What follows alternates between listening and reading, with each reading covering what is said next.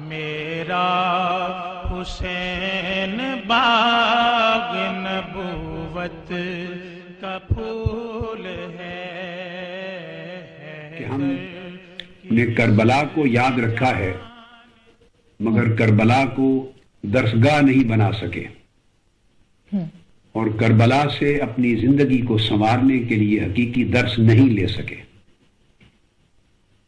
اپنی زندگیوں پر اس کی انفورسمنٹ اور حسینی میسج کی امپلیمنٹیشن نہیں کر سکے، جس کی وجہ سے ہم یزیدی تاریکیوں کی طرف بڑھتے جا رہے ہیں۔ شیرازی صاحبہ، اس کی بنیادی وجہ یہ ہے کہ ہم نے غالباً کربلا کے درس کو سمجھنے کی کوشش نہیں کی، ہم نے اسے صرف ایک تاریخی واقعہ سمجھ لیا ہے۔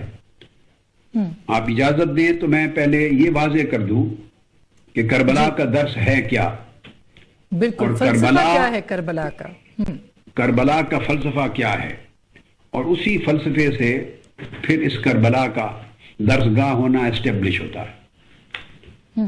بات یہ ہے کہ جب یزید نے، اس بدبخت اور ملعون نے، تخت سلطنت اور تخت ملوکیت اور تخت جبریت سنبھالا ہے، اس وقت اور بھی بڑی برگزیدہ مقدس ہستیاں موجود تھیں، مگر یہ سعادت صرف سیدنا امام حسین علیہ السلام کے حصے میں آئی۔ انہوں نے کیوں اپنا پورا کا پورا کنبہ کربلا میں کٹوا دیا اور اتنی بڑی عظیم تاریخی قربانی کیوں دی؟ آفٹر آل انہیں اس قربانی کے پس منظر میں، اس کے آئینے میں کیا بڑے عظیم نتائج نظر آ رہے تھے، بالکل وہ کیا فلسفہ دیکھ رہے تھے اس قربانی کے لیے، کربلا میں اس بہت بڑی قربانی کے نتیجے میں؟ وہ یہ تھا کہ دراصل اقدام حسین اور شہادت امام حسین وہ حضور نبی اکرم صلی اللہ علیہ وآلہ وسلم کے لائے ہوئے دین اور امت کو عطا کردہ نظام کے بچانے کی جد و جہد تھی۔ بالکل حضور علیہ السلام نے جو نظام امت کو عطا کیا تھا قرآن و سنت کے ذریعے، وہ معاشی اور سماجی عدل پہ مبنی تھا، معاشرتی اور قانونی مساوات پہ مبنی تھا، درست، اور سیاسی آزادیوں پر مبنی تھا، انسانی حقوق پر مبنی تھا، اور وہ نظام تھا جس میں ٹالرنس تھی اور بغیر کسی دباؤ کے فری کوشچن فری انوائرمنٹ میں اختلاف رائے کا حق تھا۔ حضور علیہ السلام نے وہ نظام دیا تھا کہ جس میں نجران کے عیسائی یعنی مسیحی 60 افراد پر لیڈر پہ مشتمل آئے تھے اور ان کو مسجد نبوی میں ٹھہرایا گیا تھا، اور انہیں اپنے مسیحی مذہب کے مطابق حضور علیہ السلام کی مسجد نبوی میں آقا علیہ السلام نے اپنے زمانے میں انہیں اپنے مذہب کے مطابق عبادت کرنے کی اجازت دی تھی۔ اس نظام میں مواخذہ تھا کہ اگر ایک جنگ سے آنے والے مال غنیمت کے نتیجے میں لوگوں کو تھوڑا تھوڑا کپڑا ملا اور انہوں نے دیکھا اپنے خلیفہ وقت سیدنا عمر بن الخطاب رضی اللہ تعالیٰ عنہ کو لمبا چوغا پہنے ہوئے، تو پارلیمنٹ میں لوگ کھڑے ہو گئے تھے اٹھ کے پوچھنے کے لیے کہ جو کپڑا ہمیں ملا اس سے تو لمبا قمیض نہیں بنا، آپ زیب تن لمبا قمیض کیسے کر کے آئے ہیں؟ آپ کے بیٹے عبداللہ بن عمر کو کھڑے ہو کے شہادت دینی پڑی کہ میں نے اپنا کپڑا بھی اپنے بابا کو دیا ہے۔ حضور علیہ السلام نے وہ نظام دیا تھا کہ جب مولا کائنات سیدنا علی المرتضیٰ کرم اللہ وجہ الکریم کی زیرہ چوری ہو گئی، ایک یہودی نے کی، آپ کو مقدمہ کرنا پڑا۔ وہ امیر المومنین تھے، وہ خلیفہ وقت تھے، وہ امام ولایت تھے، مگر سب کچھ اپنے اختیار میں نہیں رکھا ہوا تھا کہ خود حکم سنا کے زیرہ واپس لے لیں، عدالت میں گئے۔ عدلیہ کی حکمرانی اور آزادی کا اور سپریمیسی کا یہ کنسپٹ تھا۔ قاضی شریح نے، جسٹس نے پوچھا کہ علی گواہی دیں، آپ کے پاس گواہی نہ تھی، یہ ایک روایت کے مطابق سیدنا امام حسن مجتبیٰ کی گواہی تھی، تو جسٹس شریح نے وہ گواہی رد کر دی کہ بیٹے کی شہادت باپ کے حق میں قبول نہیں، اور زیرہ مولا علی شیر خدا کی یہودی لے کے روانہ ہو گیا۔ آپ کا کردار حضور علیہ السلام کا عطا کردہ نظام عدل اور انصاف اور قانون کی حکمرانی کا یہ تصور دیکھ کر یہودی نے کلمہ پڑھ لیا اور مولا علی شیر خدا کو زیرہ واپس کی. آپ نے فرمایا لے جاؤ، جو چیز ہم دے دیتے ہیں واپس نہیں لیتے.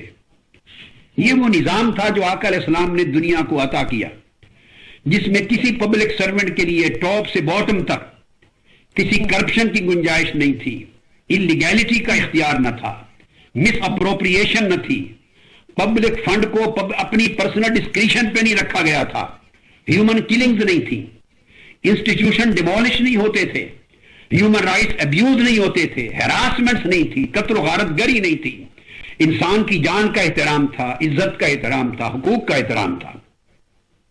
یہ آقا علیہ السلام کی میراث تھی جو امت کو ملی. اب امام حسین کو کس شے نے مجبور کیا کہ علی اصغر اور سیدہ سکینہ جیسے معصوموں کو بھی لے کے ان کی گردنیں کٹوانے کی خاطر اتنی بڑی قربانی پہ چل پڑے؟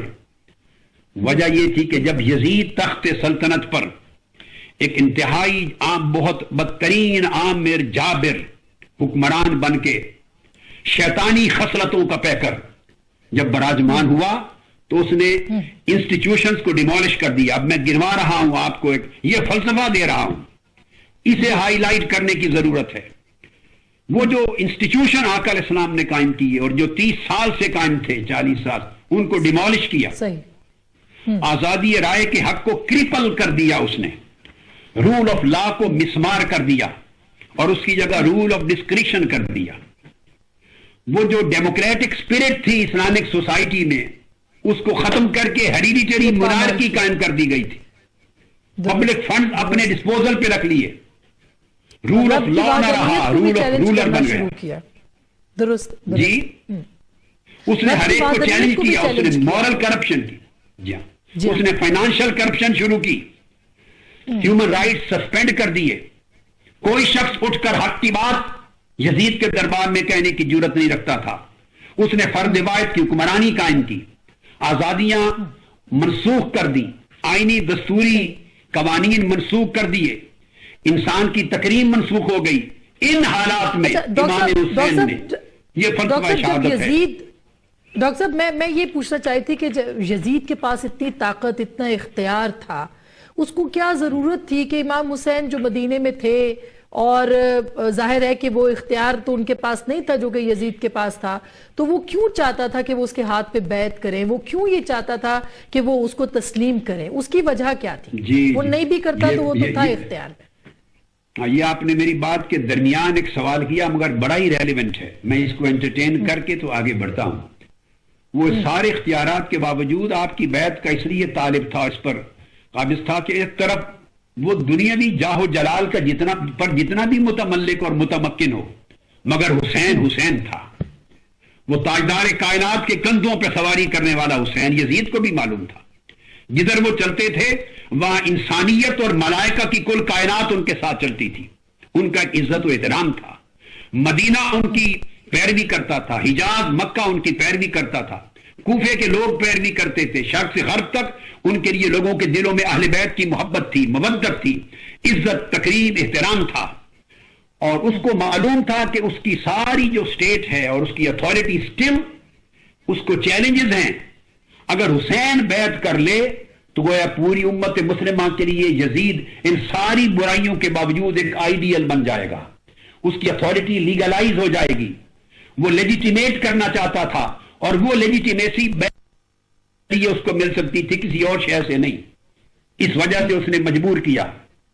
ان حالات میں امام حسین انسانیت کے لیڈر بن کے ابھرے. حسین اس لیے میں کہتا ہوں صرف مسلمانوں کے نہیں، وہ لیڈر بن کے ابھرے جسٹس اور ایکویلٹی کے، عدل اور انصاف کے لیڈر بن کے ابھرے. امام حسین قائد بن کے ابھرے انسانی آزادی کے. امام حسین لیڈر بن کے ابھرے اسلامک ڈیموکریسی کے. امام حسین لیڈر بن کے ابھرے پولیٹیکل لیبرٹی کے. امام حسین لیڈر بن کے ابھرے ریلیجس اور اسپریچول موریلٹی کے، دینی، اخلاقی، روحانی اقدار کے پیکر بن کے ابھرے. اس وجہ سے امام حسین نے اٹھ کر، یہ فلسفہ تھا شہادت حسین کا کہ فاشسٹ ڈکٹیٹوریل رول کو چیلنج کر دیا. درست. اپنی سیکریفائس کے ذریعے اسلام کو بچانے، ایمان کو بچانے، حضور کے دیے ہوئے نظام کو بچانے، حضور کے عطا کردہ کلمہ لا الہ الا اللہ کے فلسفہ کو بچانے اور امت مسلمہ کی عظمت کو بچانے کے لیے نکلے، انسانی اقدار کو بچانے کے لیے نکلے.